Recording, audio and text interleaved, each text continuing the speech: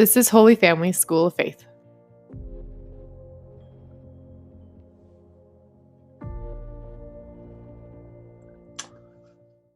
Hello and welcome to The Table, Conversations on Catholic Education. My name is Sebastian D'Amico and I am joined by... I'm Jenny Punswick. And we both work for the Holy Family School of Faith, and we wanted to have a little conversation. We wanted to invite you guys into something that happens all the time at School of Faith, which is something that's very close to our charism: friendship, good conversation, and the rosary. And this is the good conversation part, because some of the best moments that I've had as a human being, but also as a member of School of Faith, has just been in conversation with my colleagues, and it's so life-giving, and we just wanted to share this because it's what we have to offer. And so you'll recognize both of us from our shorter videos. This is going to be a little bit longer conversation, and we're just going to talk about the first couple of videos that have been on the table. It's not really, there's no real format to it other than that. So, and by the way, this probably should have been the first thing I said. Happy Easter. Happy Easter, Jenny. I didn't even say that to you. Sebastian. We are in the moment that the church celebrates the most important event of Christ's life, his resurrection that comes out of his death and suffering, and that gives us great hope. And I don't know about you, Jenny, but I guess there's been a real heaviness in all the people that I've spoken to, even joyful Christians that are pursuing, trying to pursue God's will in this moment. It's still been hard. There's still been no shortage of suffering, and I think your video, I really appreciated what you said about naming your suffering and that making it easier. I don't know, that was something that resonated with me. How have you lived that suffering in this Easter? Yeah, get a pen. No, I'm just kidding. We got a list, like lots of people. But I think that there's a tendency as a mom, or as a parent, to kind of dismiss suffering, or to just sort of move past it. Like, yeah, I know, or it'll be better. Or especially with my teenagers, I just sometimes want to pull them aside and be like, this isn't real. Like, your life is gonna get so much better in this moment, or this is not that hard. Like, I know you think that this is hard, but this is not really that hard. And none of that is helpful in that moment of their suffering, whatever it is. Well, and in mine, I just, before I can do anything, I have to recognize that it exists. And I'm thinking about the video that you made, the conversation that you had, or the talk rather, that you had on anxiety and finding your own peace first, really resonated with me. So if you're watching this for the first time, first of all, if you're watching this, thank you. That means that you have like carved out time in your day to be with us. You might be listening to this on the way to work if you're an essential worker. You might be listening to it on the floor of your closet on your phone with the door closed. So whatever that is, we're grateful that you've joined us. But my peace gets most disrupted when I'm frustrated, when I don't understand something. And a lot of times, I don't know if this is true with you, but a lot of times it's not the major things that disrupt my peace and cause anxiety and suffering. It's like the little stuff, right? Like, I can almost keep it together for the big scary things, but if I have to fix the volume on my computer, I can lose it, right? I can totally come unglued by not being able to find an ingredient that I know exists in my pantry. And those little, like, those disruptions are enough to upset my peace and cause a domino effect for the rest of the family. So being able to take a moment and go, this is frustrating, this is upsetting, this is just really hard, is for me, I have to do that first before I move on to anything. Yeah, I think that the frustrations, the thing that I have to keep reminding myself on with all these frustrations as well, is that these moments are precisely where God wants me. And there's something so jarring about that, that reality, because like you were alluding to, that God doesn't come to take away suffering. He comes to transform it and give it meaning. But that does not mean, I kind of assume that means also diminishing the suffering. Yeah. That it would be a diminishing of the amount of difficulty. Like I did my time on Good Friday. It's now Easter Sunday. God, you can bring everything back to normal now. And it ought to be this way, and yet it is not this way. But this precise moment is the lesson that the teacher, the master, is using to get my attention. And maybe the fact that my life is usually busier, that I don't have time to get frustrated at these little things, because I'm out the door and running from one place to another. That I can kind of pretend like I'm actually pretty good at doing all these things. But the fact that the coronavirus has made us all shelter in place, and now we just have to face these moments. I don't know. There's something very profound in this lesson plan, to use that jargon, right, that we're used to as teachers. Yeah, I think that too, as as American parents, we don't want our kids to suffer, right? We want life to be, we want them to be happy. We want to spare them any kind of suffering. That's like our instinct as a parent. And the reality is that there are a lot of things outside of our control, and that's not useful or helpful. So to explain to my 3-year-old, yeah, this is hard. This is very hard. I understand how upsetting this is. I think that I don't know. I think it gives them power to understand that life is full of joy and beauty and wonder. But as a human being, your participation in this life will require you to suffer. And your posture as a Christian means that you can do something, that you're called to do something beautiful and wonderful with that suffering. Yeah, and this is a beautiful thing as well, right? The issue of suffering. One of the videos we talked about the idea of the whole person. Yeah. When you educate the whole person, you educate that which makes, it's not the sum of our parts, it's that which makes us distinct as humans. And one of the things that makes us distinct as humans is the ability to ask these big questions. Well, when my child asks, why is this happening? That is actually the most human moment. That is the most human. Would that we had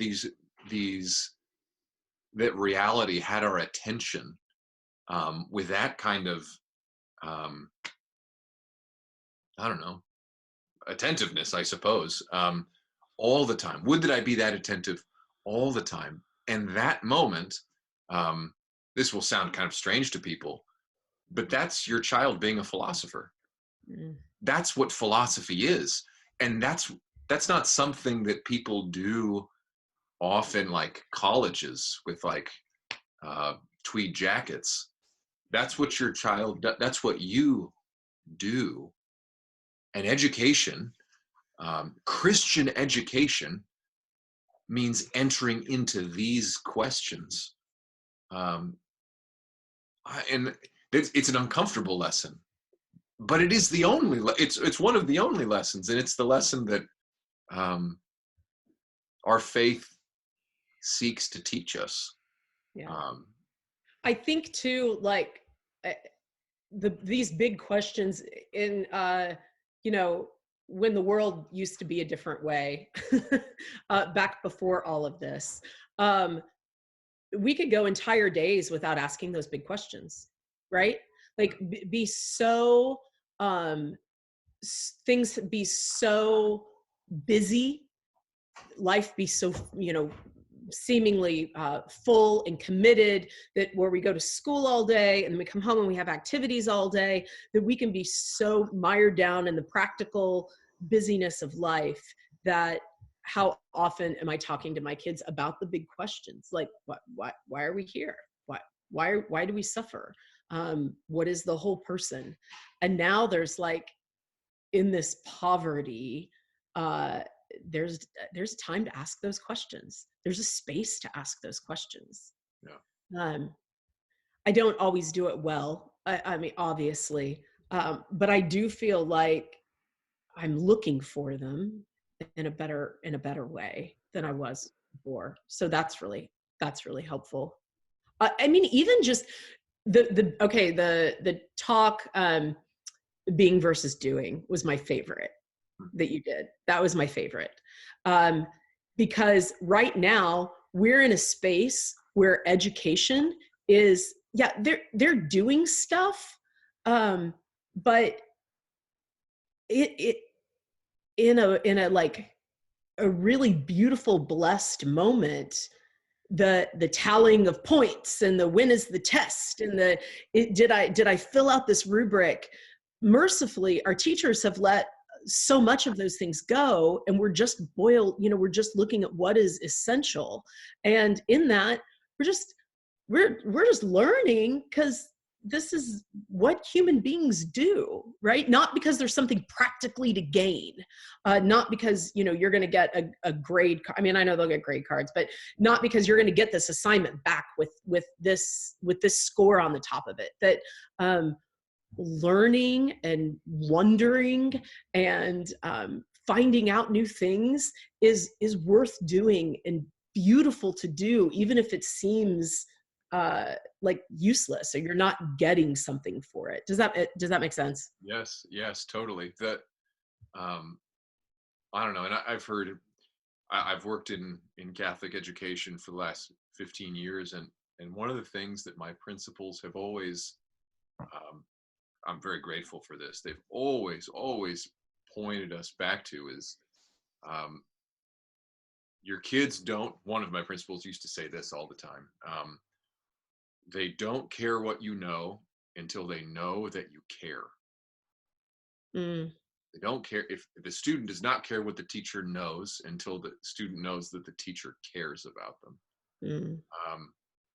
And I always appreciated that moment, that piece of wisdom, because it was essential. It does something. It's trying to articulate something that our Catholic school teachers try hard to do, and it's put the relationship first.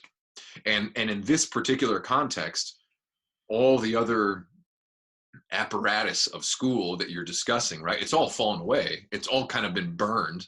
And really the most essential relationship that we have the opportunity for is that between me and my kid, me and my kids, or even more basically, like me and my spouse, which I don't know. I was going to ask you too, like, how do you crack through the surface to ask the people in your family how they're really doing? Yeah. Like, how have you found, what are some ways you've found to do that?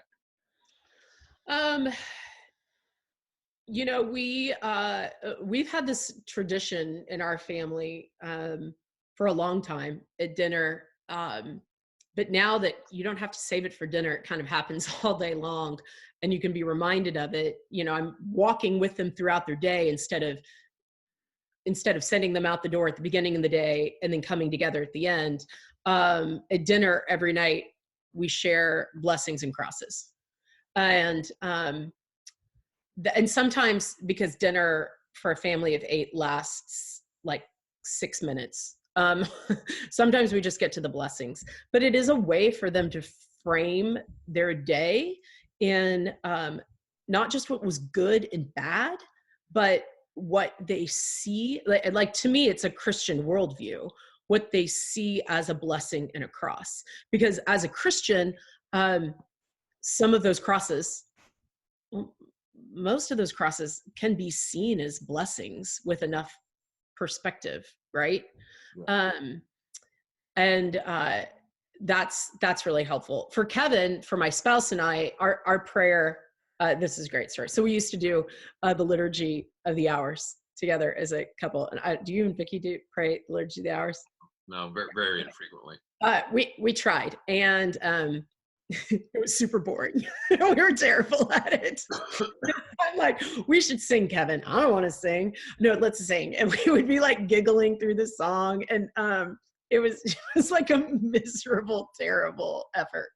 And so we told a priest friend this, and he said, yeah, okay, stop doing that. You've tried it, doesn't work. Stop doing that. And he encouraged us to share every night before we go to bed. We call it 3, 2, 1. 3 blessings, 2 crosses, and a prayer intention. And what it ends up being is it ends up being really a shortcut to really beautiful conversation. Because, a good thing of the day, a good thing of a day for me might be like I eat a cupcake, right? Is that a blessing? Well, yeah, that might be a blessing. But is it the best? Is it a blessing from God? No. Okay, I have to think. I have to shift my thoughts. So when I share that with my spouse, and then we share about the crosses, Kevin will come home through the door. How was your day? He'll say fine, and it's done. Like fine. And a lot of our kids will say the same thing, especially if you have teenagers. Fine, it just means we're not talking about this, right? But if you say, what's your cross? What have you carried? What are you bearing? And how can I pray for you? Then that opens up a whole other way to talk about what. Yeah, it's like a shortcut to their hearts, I feel like.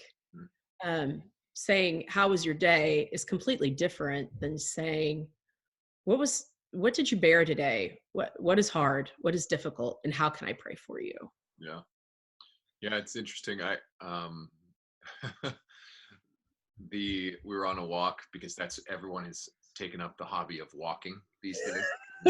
More people, which is so beautiful. To take a turn. That's what they would have said in the Victorian times, right?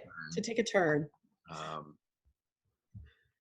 Yeah, fare una passeggiata in Italian. I like that one personally better than the British. So we're walking, and I asked Vicki, because Vicki always asks me this question, and I always kind of like, as a guy, I'm like, oh, I hate this question. She always, hey, Sebastian, how's your heart? And I'm like, well, okay, fine. I know what you're asking. And I just kind of, at this point, I go on with it. I go on, and I answer it. And I have dragged my feet to reciprocate the question, because what I mean when I ask, hey, Vicki, how are you doing? That's actually what I mean. And I said, and yesterday we were walking, and I was like, all right, Vicki, how's your heart? And she goes, and I said before she answered, because that's what I mean when I ask, how are you doing? And she goes, yeah, I really like how's your heart better. Yes. And I'm like, oh, well. How are you doing is almost insulting. Like if you walk into our kitchen at any point in time, like you can smell the fire, right? You can smell that, you can see that things are falling apart. It is completely obvious how I'm doing. I'm doing terrible. So, how's your heart? I love that. That's beautiful. So to all the husbands, I apologize, but it works, man. It works. Like there's conversation, and then there's conversation. Mm-hmm. And our world is really great about skimming across the surface, about scrolling through superficial details, but there's rarely time to go to the depths, you know. Maybe because it's uncomfortable for crying out loud most of the time. But at the same time, unless it goes there, there's at some point there's going to be a real emptiness, and it's very close to what we mean by prayer. I'm sorry. That's probably groceries or something being delivered. So, that's my dog. It's real life. Real life. That's real life. I hope it's groceries being delivered. I think that the question, how is your heart and how are you doing, speaks directly to that video of being versus doing. How are you doing? It's about doing, is about the stuff, is about the action. Whereas how is your heart is how are you doing? And there was a really cool moment this week with my teenage daughter and a teacher, and she, our teachers have been so heroic in this, and this teacher recognized that the kids just needed relationship, right? They just needed to be, even if it was compromised or contrived on a screen.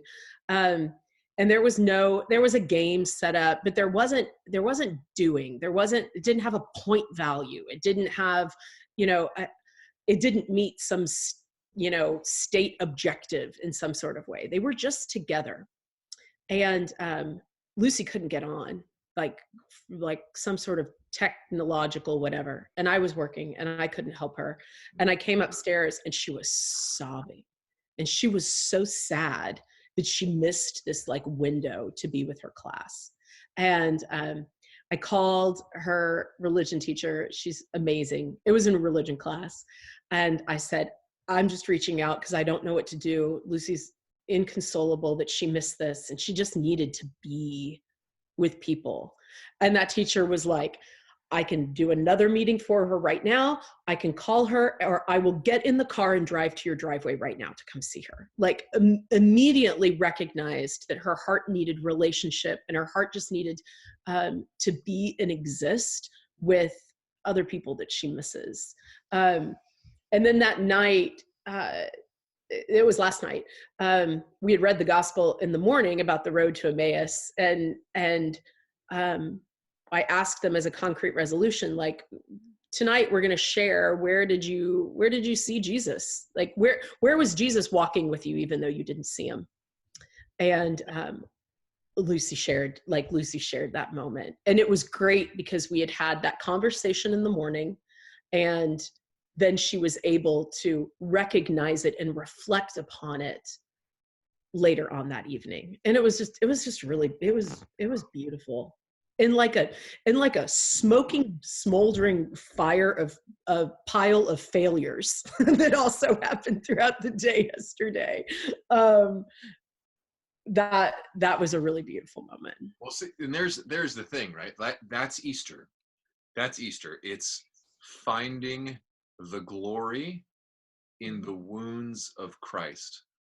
I was thinking about this yesterday because a friend of mine, man, I wish I had the picture right here. I'd show it to you. Has been meditating on this unbelievable crucifix. It's bloody.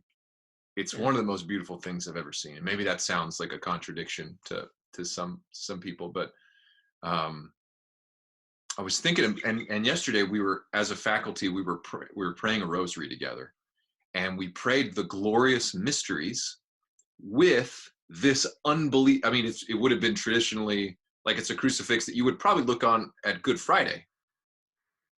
But it's what she was sharing her witness. She was talking about the crucifix, and it was on Zoom, so they just had that crucifix up. But we were meditating on the glorious mysteries. So I was thinking about what's the relationship between the bloodied, mangled, completely torn up body of Jesus, of these wounds, and glory of the glorious mysteries. So, like, without these wounds, there is no resurrection. And the resurrection is what makes these wounds glorious. Like, what does Jesus show his disciples? he shows them his wounds. Like, he's like,